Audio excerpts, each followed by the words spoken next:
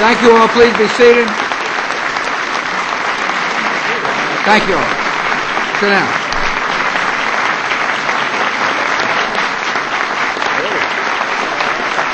Thank you all very much.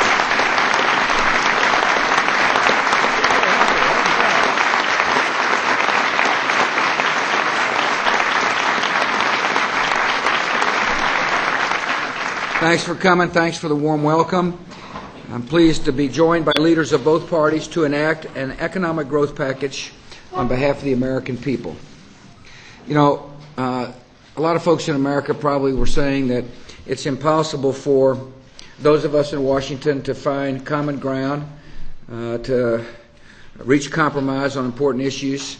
I didn't feel that way. I know the leaders didn't feel that way.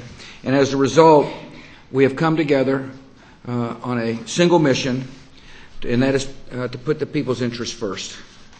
And I really do welcome the members of Congress, and I thank you for your hard work.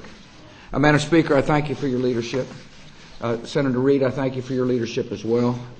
I appreciate very much the fact that the Vice President has joined us, along with Congressman Boehner, Congressman Hoyer, Senator Mitch McConnell, Congressman Roy Blunt, Congressman Jim Clyburn, and other members of the House and the Senate.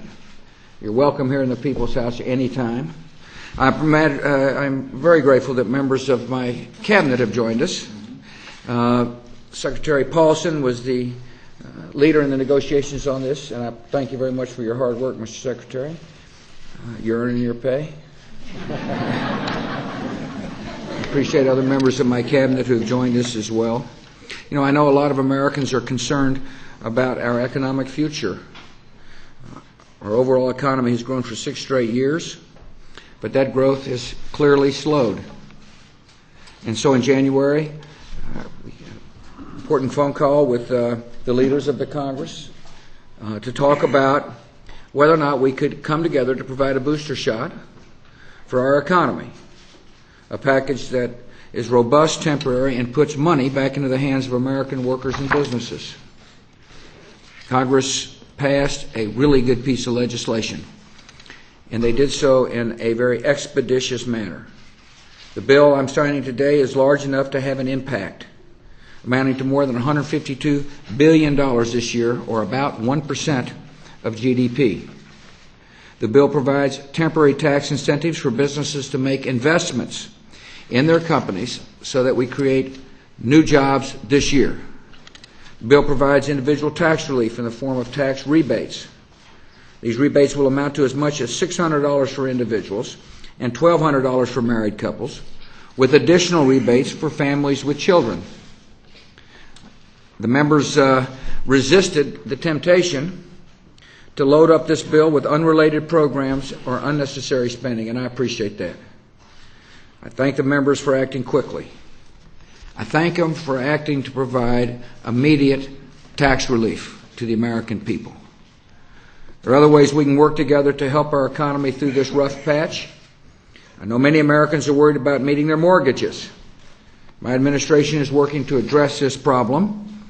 Last fall, for example, we brought together the Hope Now Alliance to help struggling homeowners avoid foreclosure. Yesterday, Secretaries Paulson and Jackson joined Hope Now in announcing what was called Project Lifeline. It's a targeted outreach effort to help more at-risk homeowners.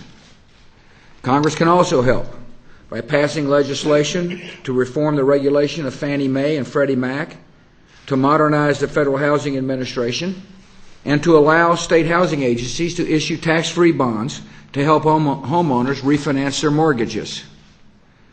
I hope that Congress can act on these matters quickly. Helping our economy requires us to take action. It is equally important that we not overreact. Our economic success is not the result of the wisdom of politicians in Washington, D.C., but of the collective wisdom of the American people. Shopkeepers, farmers, laborers, entrepreneurs in the private sector have given us the strongest and most resilient economic system in the world. For the past 7 years, this system has absorbed shocks: recession, corporate scandals, terrorist attacks, global war. Yet the genius of our system is that it can absorb such shocks and emerge even stronger.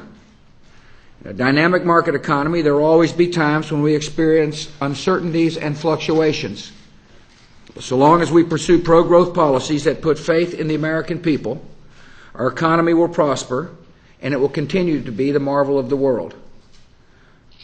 Now I'm honored to sign the Economic Stimulus Act of 2008.